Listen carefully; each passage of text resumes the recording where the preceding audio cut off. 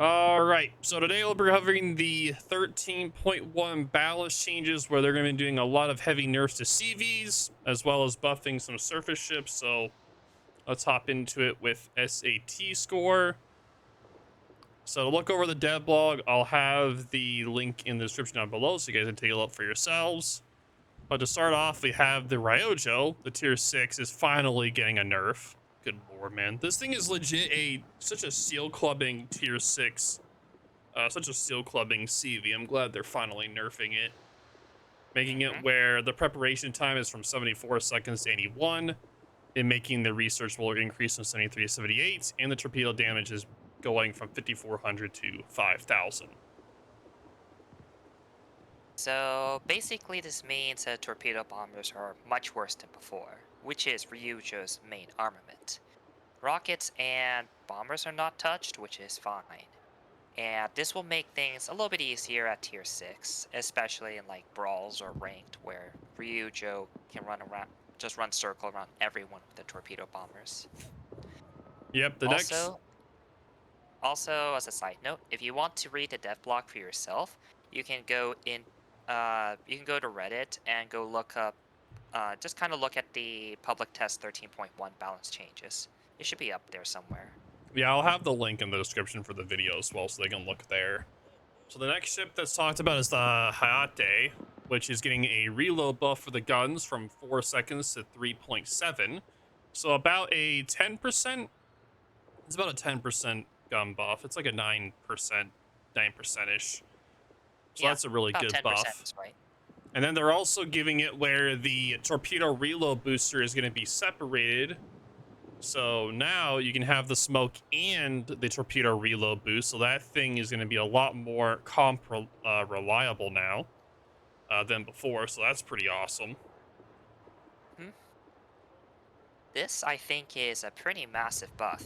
Just getting a smoke alone, it's pretty good, but also maintaining the reload booster and getting better guns, it's just you're doubling her torpedo output, giving her slightly better guns, and letting her protect herself against CVs or just farm a bit more damage. I expect this to be a very good randoms destroyer when this is done. Yep, it's going to be pretty amazing. I think that's one of my favorite buffs is the Hayate buff. Now, the next ship that's being talked about is the Sakuryu. The Japanese Super CV is getting a nerf to its torpedo bombers damage from 9,300 to 7,500, which is a massive hit. And the tactical aircraft bomber is being changed from 3,150 to 2,850, and the fire chance is being lowered as well. So it's just a straight up nerf to the Japanese Super CV, which is amazing. Much needed. Always nice to see the Super CVs getting a nerf because they are pretty notoriously annoying to face. Keep in mind, this applies only to her tactical squads, i.e. the jets. Yep. It does not affect her normal torpedo bombers or her attackers in any shape, way, or form. So that means when she sends out her torpedo nuclear death squad, it won't nuke you quite as hard. Yep. The next ship that's being hit is the Clemson, where the torpedo reload is being increased from 40 to 44, and the torpedoes always gone from 66 to 70. So the Clemson's getting a slight torpedo nerf. Understandable. Two things. One, I'm surprised Wargaming finally nerfed the Clubson because that's what she's been known as for pretty much the entire 8 years World of Warships been around. Second, it's a slap on the wrist. It's literally 3 or 6 seconds reload difference. No one cares. Yep. Now, the California is also getting a buff. This slow turd is getting a reload buff of about 1.7 seconds. Pretty nice. And it's also getting the same acceleration buff that the Vermont, Minnesota, and Kansas have. So it's going to be way quicker on accelerating. So it's going to be a lot better for it to be able to dodge torpedoes or being able to do some throttle juking. So it's pretty nice to see the California's getting some love. The big turd. Yep. Currently, without the buffs, she's basically like a tier 7 Arizona. And unfortunately, it sucks to be a Arizona in tier 9 matchmaking. but now getting improved acceleration and a slightly faster reload is going to help her immensely. So I think people are definitely going to try her out. I don't think she'll be overpowered, but she would definitely be an interesting choice now. Yep. Also, for the next one is going to be the Florida. The main armament reload is being reduced from 33.5 to 32 seconds. So the Florida is also getting a nice 1.5-second buff. It's nice to see Florida getting some love too. Not biased or anything at all. hmm It's honestly kind of a small buff. I think it's about 3 to 5% buff in terms of pure firepower, but it's still nice to have. Yep, the Annapolis is also getting a buff as well, a 1.3-second buff, which is pretty insignificant, but it's still nice. Now the Hornet is actually getting a Actually, go back. If you go back to Indianapolis, there's actually a notable buff. So her counterpart is the New Orleans in the U.S. Heavy Cruiser Tech Tree line. With that buff, she actually matches the New Orleans in terms of firepower, Hmm. while she keeps a radar and a 27 millimeter armor scheme. So it is, aside from the Citadel size, like she's practically superior or equal to New Orleans, which is kind of ridiculous. Yep. Now the Hornet is getting a tactical bomber buff, where the bomb damage is going from 7,300 to 8,000, and the bomb chance is being increased from 41 to 45%.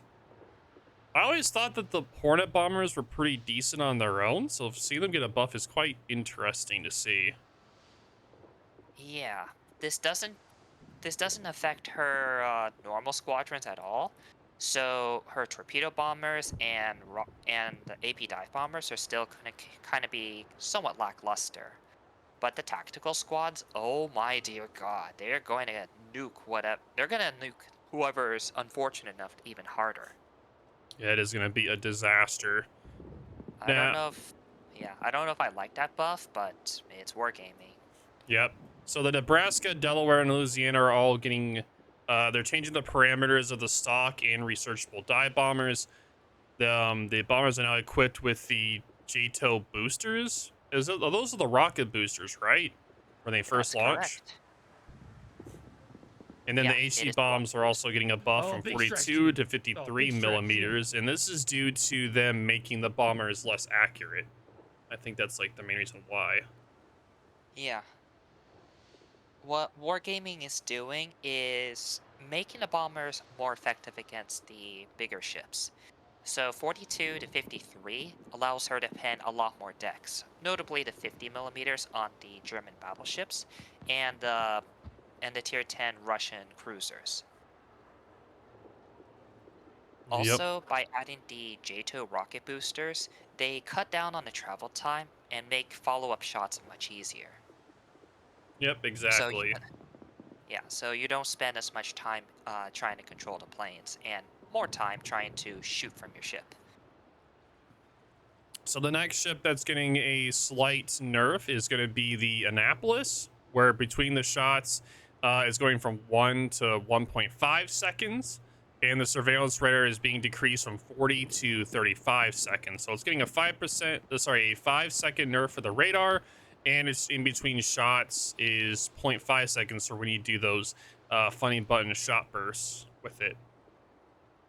So the funny button nerf is mostly to stop Annapolis from dev striking cruisers at close range. The second follow-up shot and the third follow-up shot is a little bit, definitely a lot slower. So it makes it so that the second and third salvo, if the ship is already turning, it can actually result in a lot less damage and even bounces. Unless you're firing HE, then no one cares. Yep. Now, the United The States tactical torpedo bombers are getting a damage reduction from 7,600 to 6,100. This is a pretty big damage nerf to the United States for the tactical bombers only, and not the research ones. It's only the tactical. So again, there are a lot of United States torps, but having it being nerfed by that much is pretty significant. As a side note, it's the same nerf that Sukuryu got on her tactical bombers Yep. in terms of percentage. So Sukuryu has about 80%. Yeah, her new torpedoes will have 80% of the original firepower. Same thing with the US sus. Yep. Exactly.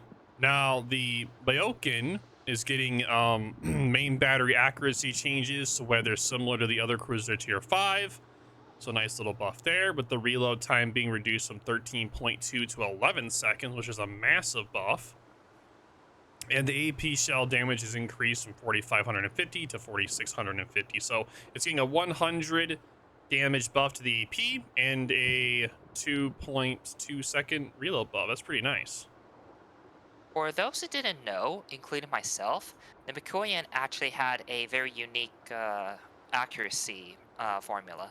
It was essentially the same as the battle cruisers, which was horrible for a cruiser.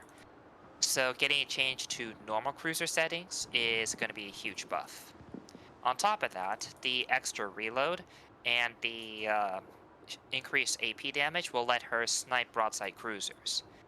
But I don't think people are going to be walking up in line to play her because she's a tier 5. She explodes, and she has 35 millimeter citadel protection. So I don't think anyone wants to play her regardless. Yeah, true. Now the Kiev is also getting a buff as well. A slight HP buff to the stock hull and the researchable hull.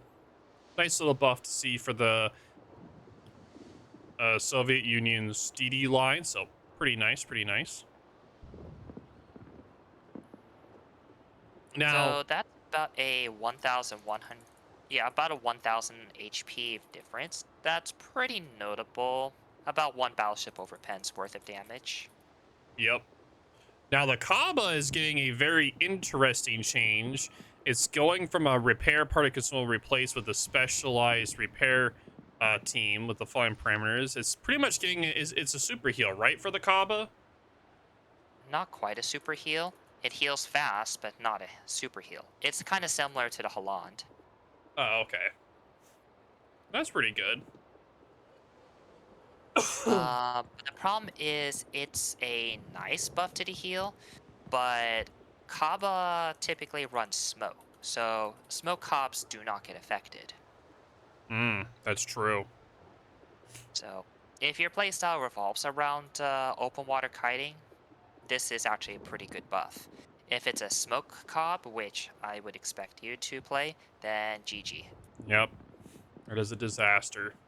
Now the Petro is getting a base detectably range nerf. It's going from 15.3 to 16.3, so a 1 kilometer nerf on that. I think that's a pretty much needed nerf for the Petro. With how tanky that thing is, it's pretty nice to see it finally getting a nerf to its concealment. So now you're not going to get as proxy radared by the thing when it gets spotted. So that's always really nice. It's a pretty massive buff, not just by the one You mean nerf? kilometer. Yeah, it's a massive nerf, but there's a lot more to just not being able to stealth radar destroyers or the fact that it's about the same as a battleship. The thing is, that also affects her gun, so she can't. She has to play a little bit farther on average to play safely, and that means her guns are going to be much less Yep, accurate. exactly.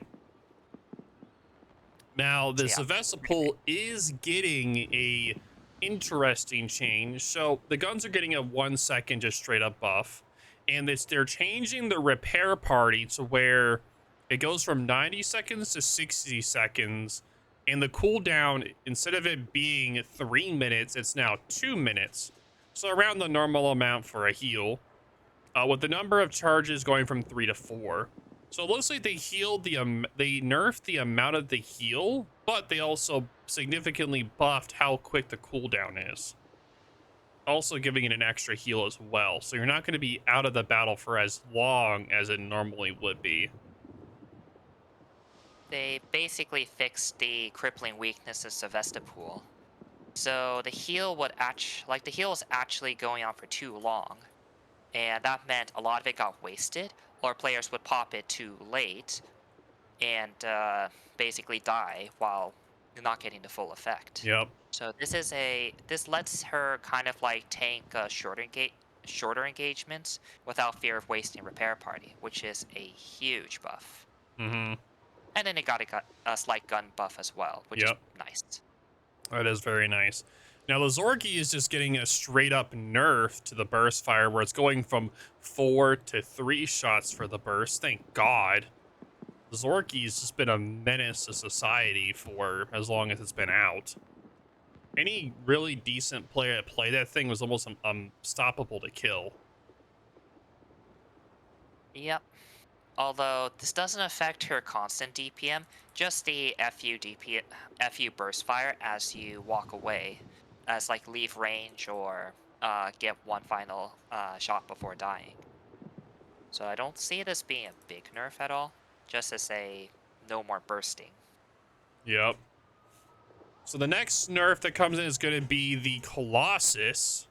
Surprised to see a Colossus nerf with how few of them are around. But the number of rockets per planes are reduced from 6 to 5, with the size of the aiming ellipse increased by 20%. And the amount of rockets that are guaranteed to hit closer to center aim is reduced from 50 to 33%. And pretty much that was due to they decided to tone down the damage potential of this type of armament, additionally increasing the size of the ellipse, making it harder to pinpoint a specific part of the enemy ship. We have also decreased the number of rockets to hit the center, thus reducing potential each strike to be a citadel damage as rockets even more spread. So pretty much too many people were, this is pretty much saying they got tired of how many times this thing was CV sniping, because people that play Colossus would always go after CVs. So this thing is just getting a massive nerf, and also like just straight up just nuking cruisers. So Colossus' identity was in her AP rockets. You didn't play here for anything else but to nuke broadside ships. And by taking that away, they basically just shotgunned her in the knee. Yeah. I don't expect her to be popular after this change. No, I don't either. Yeah. In fact, if anything, it's probably the closest to over-nerfing a ship Wargaming may have done. But then again, she's a CV, so I don't think anyone's sympathetic to her. Nope. Now, the Duncan is getting a slight buff to the guns, going from 31 seconds to 29.5. But the repair party reload is going from 80 seconds to 100 seconds. So, pretty much making it where you have a slightly better heal, but your heal is a little bit worse. Slower. Yeah. A little bit slower.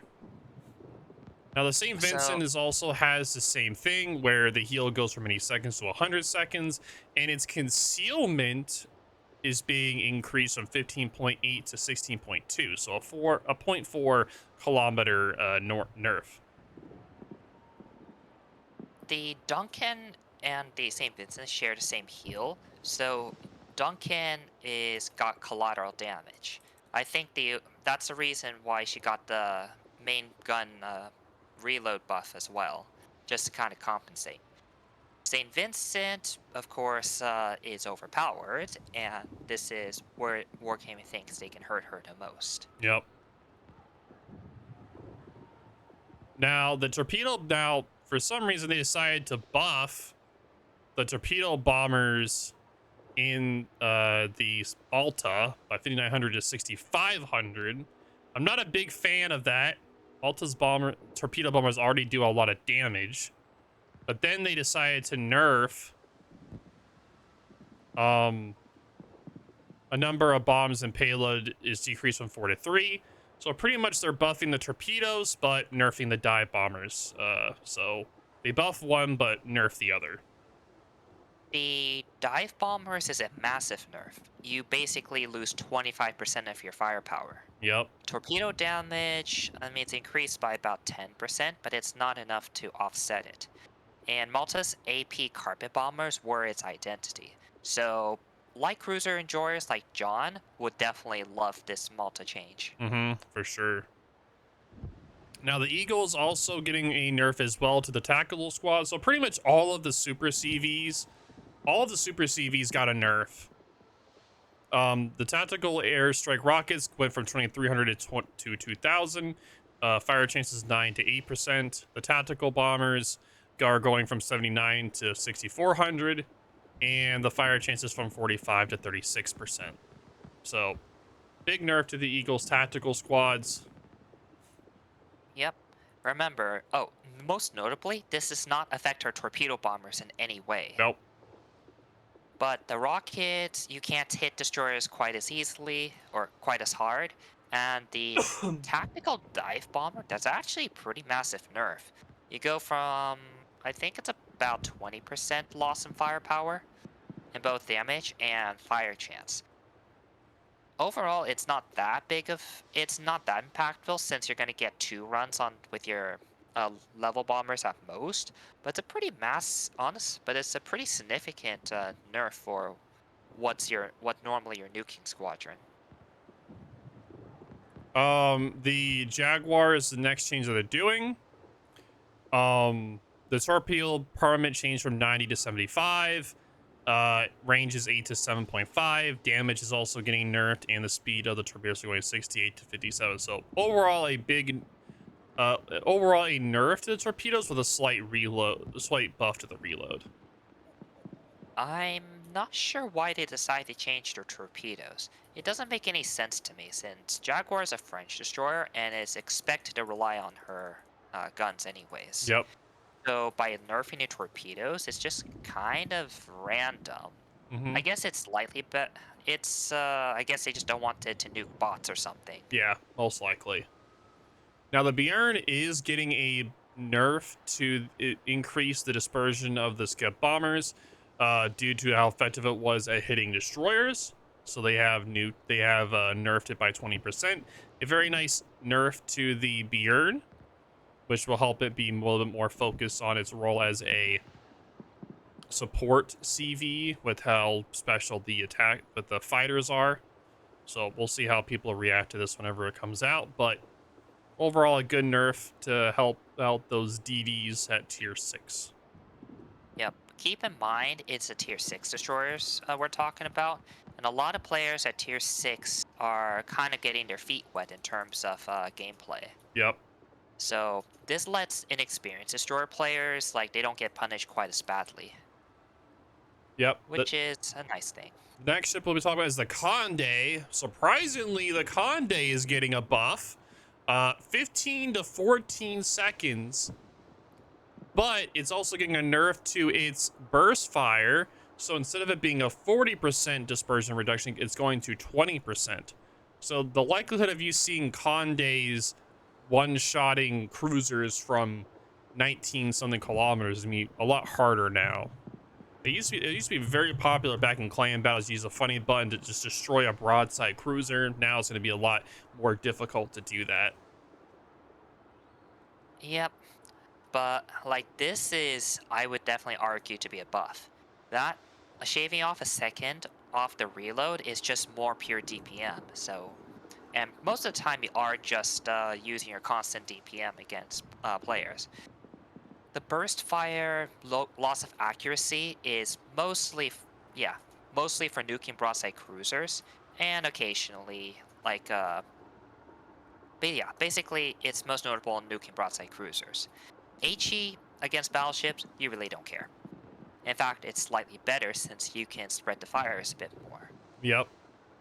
So a slight change to the Nazario, the Italian DD line. The Nazario is getting a buff to the guns with a slight decrease the sap guns, but it's tier 3, so not many people worry about the tier 3s too much. So it's a slight buff to the guns with a slight damage nerf. That's all right. I'm honestly not sure which person was playing Nazario enough to cause that change. There must have been a lot of griefing down there for that to happen. Yes, we're all being oppressed by the Nazario. Yep. It's horrible. So the Avari is getting a nerf to its torps, 10 kilometers to 8. And its emergency engine power consumables going from 6 to 4. And its action time has been reduced from 25 to 20 seconds. Oof. That's a pretty big nerf right there. Um, yes, but only to her torpedoes.